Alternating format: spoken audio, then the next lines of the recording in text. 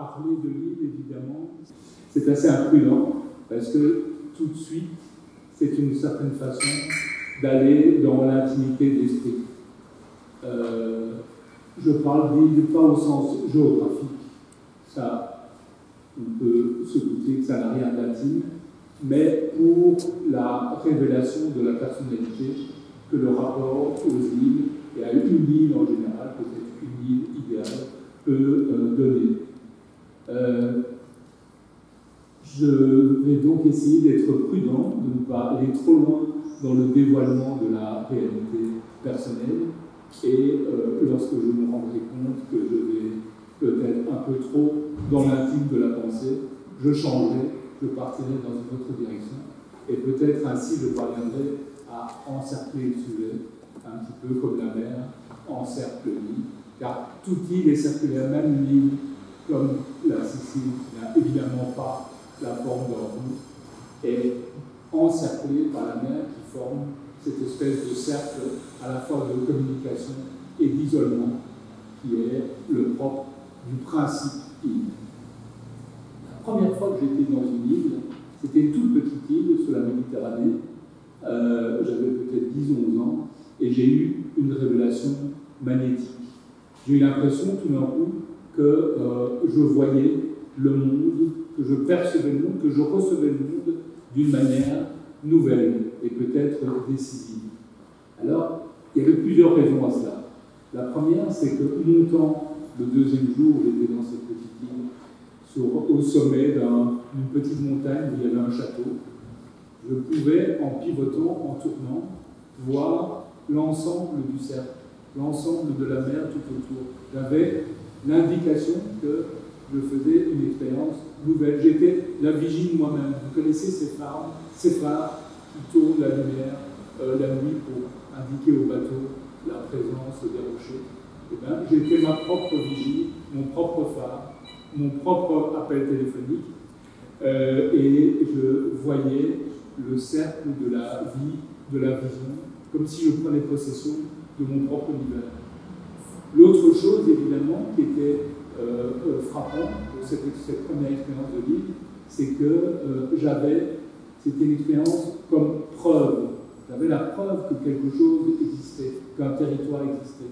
Vous savez, quand on est sur le continent, ou éventuellement dans une grande île qui est une île-continent, comme par exemple la Sicile ou Manhattan, on doit faire confiance aux informations.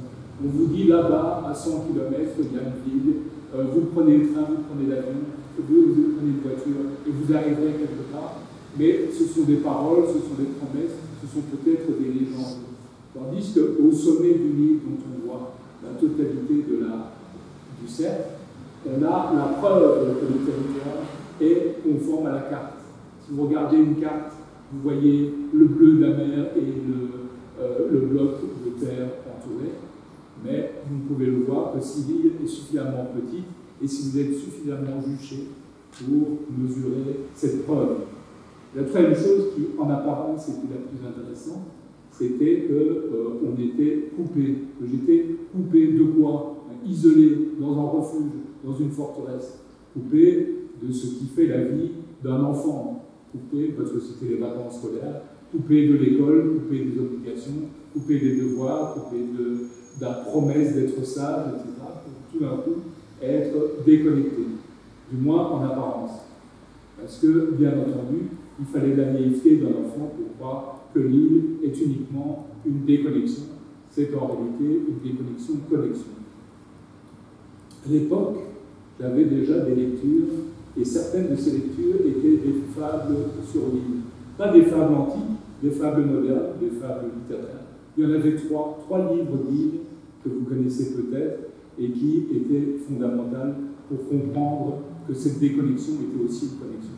La première, qui est peut-être la plus célèbre, c'est Robinson Crusoe de Daniel Defoe, qui raconte comment un naufragé se retrouve seul sur une île et doit organiser la vie et doit, pendant de longues années, plus de 25 ans, doit faire en sorte de survivre seul sur une île.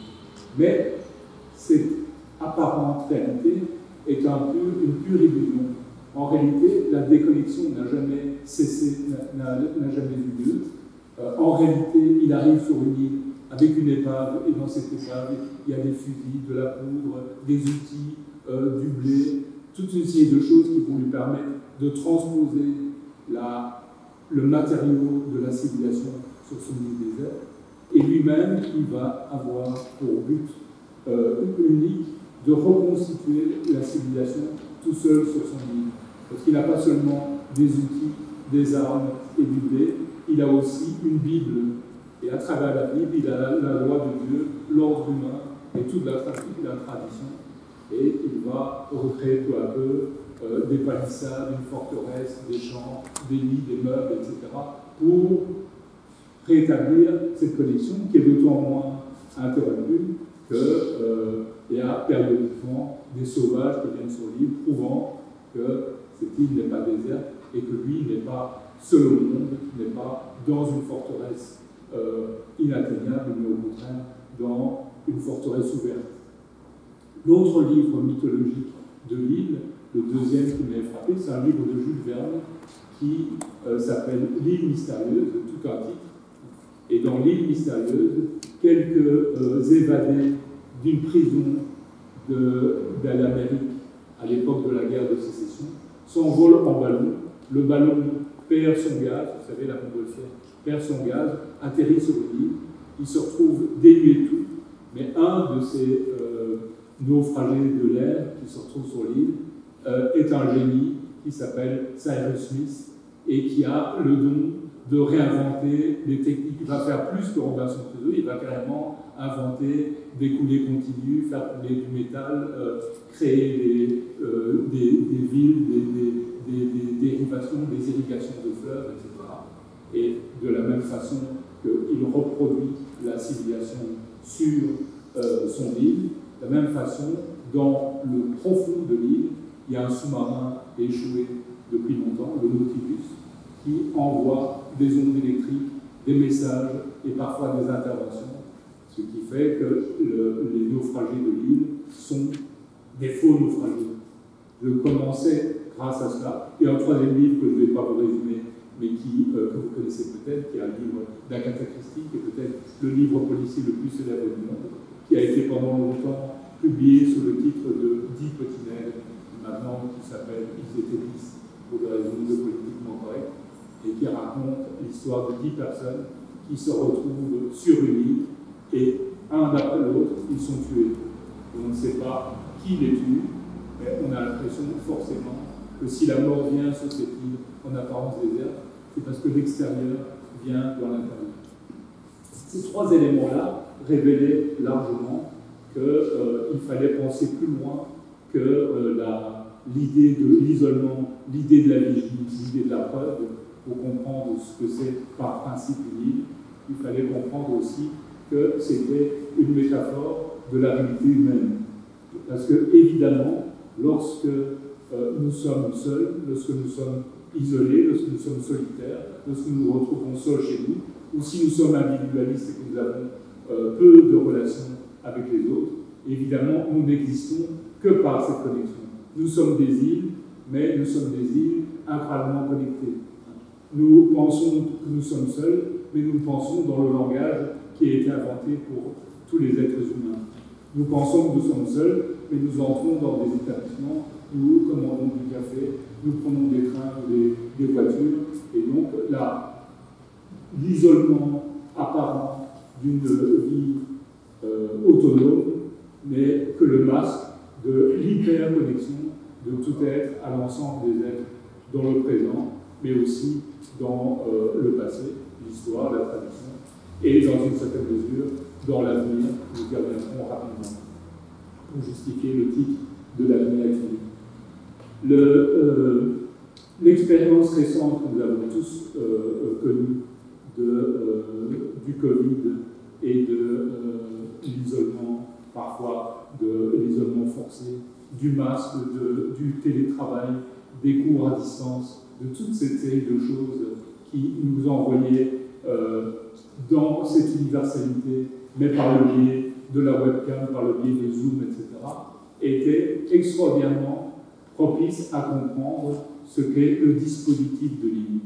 C'est une certaine façon d'être renvoyé à une espèce de bloc central, qui est notre poste de travail, notre poste de vie, pas seulement pour le travail, mais aussi pour les relations amicales, pour les relations amoureuses, etc. Et lorsque nous sortions dans la rue avec un masque, nous étions comme dans un scaphandre, pour toujours avec ces mêmes isolements, mais pas un instant, la communication n'avait cessé. On peut même dire que dans une certaine mesure, cet isolement de cette année, de ces 2 années du Covid, ont augmenté notre connexion. Et quand je dis connexion, je ne parle pas seulement de connexion électronique, je parle aussi de connexion mentale. Tous ces éléments-là me paraissaient évidents lorsque je pensais que dans une vie comme la mienne, dans une vie comme la plupart des gens qui travaillent, qui font une activité artistique ou créatrice quelconque, le problème est double. Il faut à la fois être totalement ouvert sur le monde pour comprendre le monde, pour pouvoir le restituer, pour pouvoir montrer comment le monde nous imprime et nous modifie. Et à la fois, il faut se préserver, se retrancher pour pouvoir se consacrer à cette création. Et ce jeu de le don entier, le retranchement complet, aboutit à un fantasme que peut-être vous avez connu, mais que tôt ou tard, je pense, la plupart d'entre vous connaîtront. Un fantasme positif, mais un fantasme quand même, c'est se retirer suffisamment pour se consacrer à son œuvre, quelle qu'elle soit. Mais se consacrer à son œuvre, c'est vidi. Qui peut se dire qu'il se consacre entièrement à une seule chose? Que ce soit à faire des enfants, à faire des livres, à faire des toiles, à faire des photos, à faire des films, à faire des créations graphiques, ou à écrire des textes autobiographiques, toujours nous n'avons qu'un aspect provisoire, particulier et minime de création pure, de retranchement pour la création par rapport à l'ensemble de notre vie, qui est captation. Autrement dit, la création vise à restituer ce que nous avons capté, et il faut beaucoup plus de captation que de temps de restitution. C'est un peu comme certaines planètes froides, mais qui captent la lumière du soleil, la Lune par exemple, et qui la restituent. Il faut une projection continue de lumière solaire pour qu'à un certain moment, la planète puisse refléter un peu de la lumière originelle, transformée, stylisée. L'expérience de l'île, mais vous avez compris que je ne parlais pas de l'île géographique, mais de la découverte du principe de l'île. L'expérience de l'île rejoint curieusement l'expérience pour moi, l'expérience de l'écriture. De la même façon qu'il faut se plonger dans l'extérieur pour faire naître un petit peu d'intériorité créatrice, de la même façon, il faut parcourir le cercle d'un territoire entouré d'eau pour découvrir ces preuves dont je vous parlais tout à l'heure, ce dispositif de vigie de soi-même dont je vous parlais tout à l'heure, pour pouvoir commencer à plonger en soi et à faire cette expérience qui n'est jamais autobiographique. Là, quand on parle d'écriture autobiographique, il faudrait dire écriture autobiographique imaginaire.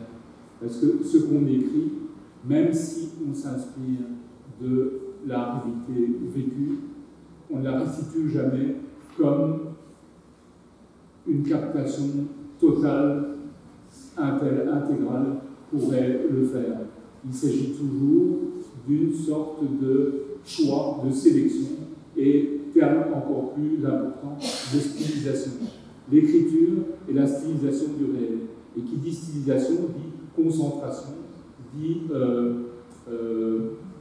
microcosme du macrocosme. Et c'est là qu'on voit que la pression que représente l'île comme dispositif mental est évidemment une façon de restituer l'ensemble du monde avec des moyens plus réduits, comme s'il fallait une représentation en 3D, mais miniature du monde, pour faire scintiller ce qui était vraiment le monde, non pas pour tout le monde, mais pour soi. Et donc, il y a quelque chose d'autant plus frappant avec cette écriture dans son caractère d'autobiographie imaginaire, que l'écriture n'est pas seulement le ressassement transformé du passé dans le présent, mais il est aussi, dans une certaine mesure, la captation de l'avenir. Il y a quelque chose de curieusement prédictif dans l'écriture littéraire en général, dans l'écriture autobiographique en particulier. On écrit, sans le savoir, des choses qui ne sont pas encore arrivées, mais qui arrivent, qui vont arriver. Très souvent, on se rend compte qu'on écrit quelque chose, on a écrit quelque chose, et qu'à quelque temps de là, ces choses légèrement modifiées arrivent. Alors, ce n'est pas évidemment de la vision comme un sorcier qui aurait une boule de cristal, c'est simplement parce qu'il arrive probablement à chacun d'entre nous que ce pourquoi il est fait. Il y a très peu d'aventures qui ne soient pas les aventures de quelqu'un parce qu'il est ce quelqu'un. Et je me souviens de certains moments où je commençais à écrire un roman, par exemple, et je voyais apparaître des signes que ce roman me dictait sa suite parce qu'il y avait une vérité à venir qui venait se refléter dans le présent. Et je comprenais que si j'avais la possibilité à un moment donné le téléphone sonnait et je me disais tiens, ça va être le commencement de quelque chose, alors qu'un téléphone qui sonne peut être n'importe quoi, y compris un geste commercial. Et je décrochais et tout d'un coup, un moment à venir de mon présent se concrétisait dans le téléphone, comme s'il avait déjà été écrit. Je me suis longtemps demandé pourquoi. Une partie de la réponse, évidemment, c'est parce que nous sommes une trajectoire continue et que l'axe du passé passe par le présent, se poursuit et jette son ombre portée, son ombre chinoise sur l'avenir et permet déjà de l'occuper un peu. Mais aussi, sans doute, parce que cette structuration de l'esprit qui m'était venue par l'expérience initiale de ce que j'étais un gamin de l'île, de l'insularité, de la vigie, de l'enfermement, de la preuve de l'existence d'un territoire complet, me donnait toujours le désir de structurer les choses à venir comme des manifestations, comme la vigie, comme la preuve de ce que j'étais en train de dire, comme le fait, la certitude que notre vie n'était pas faite d'événements multiples disposés au hasard, mais former une trajectoire. Vous connaissez cette ligne pointillée, vous savez ce que c'est une ligne pointillée? C'est une ligne, il y a un trait, puis il y a du blanc, puis il y a un trait, il y a du blanc, etc. Mais ce n'est pas pour autant une ligne explosée, ce n'est pas pour autant une nébuleuse. Il y a une trajectoire très nette à travers les blancs et les noirs qui se traduisent, et on peut aller d'un point A à un point B avec une ligne pointillée, même s'il y a des interruptions. J'avais l'impression que cette tournure d'esprit qui m'était venue comme une révélation et comme une promesse de l'existence du phénomène île, de l'acte philosophique de l'île, si vous voulez, me permettait de pratiquer l'écriture en utilisant le passé à des fins prédictives aussi. Prédictives au sens, succès n'est pas prédictive au sens de l'actualité ou du mystère du monde ou de la bourse ou de ce genre de choses. Et très souvent, lorsque je suis dans ma vie fantasmatique, c'est-à-dire lorsqu'on marche, lorsqu'on le rêve, lorsqu'on est dans le train, et qu'on s'imagine quelque chose qui n'est pas tout à fait nous-mêmes, qui est une sorte de tremblement de notre personnalité un peu diffuse, et comme ça, je me reporte toujours à cette espèce de conscience que j'ai pu avoir de l'île où je regardais depuis mon promontoire d'enfant quelque chose qui, au-delà de l'enfermement, était ouverture sur le monde et sur l'avenir, et qui était libre. Quelquefois, je me dis, la métaphore de la lunette que représente l'île, c'est l'esprit. C'est l'esprit lui-même dans toute sa disposition, dans toutes ses potentialités, qui, dans son enfermement qui est double, puisque c'est l'enfermement dans la boîte crânienne, et puis c'est l'enfermement dans sa propre personnalité qui n'est pas facilement échangeable. Dans cet enfermement, il y avait cette espèce de prolongement, comme les nerfs, comme les cordons ombilicaux qui nous prolongent aux autres et qui nous prolongent pas seulement au phénomène du temps, de l'espace, mais aussi au phénomène du temps. Nous sommes reliés dans cet isolement insulaire, nous sommes reliés à une multiplicité de genres, une multiplicité de moments de l'espace et une multiplicité de moments du temps. Voilà ce que je voulais vous dire en quelques mots. Je pourrais sans doute entrer plus en détail, et vous voyez, j'avais préparé pas mal de papiers, d'ailleurs, heureusement il y avait un rebord, vous n'avez pas vu, parce que sinon quand on voit quelqu'un qui arrive avec un bloc de papier, on dit mon Dieu, s'il dit tout ça, nous sommes perdus, mais je voudrais m'arrêter ici. Je vous remercie de votre attention, je sais que comme je parle dans une langue qui n'est pas la vôtre, il y a forcément une difficulté à transmettre des choses qui ne sont pas si simples que ça, qui ne sont pas comme 2 et 2 font 4, qui sont la capillarité entre l'expérience qu'on a, les idées qui viennent et les preuves qu'on reçoit que nous sommes, au fond, dans notre vie personnelle, nous ne sommes jamais seuls au monde. Merci de votre attention.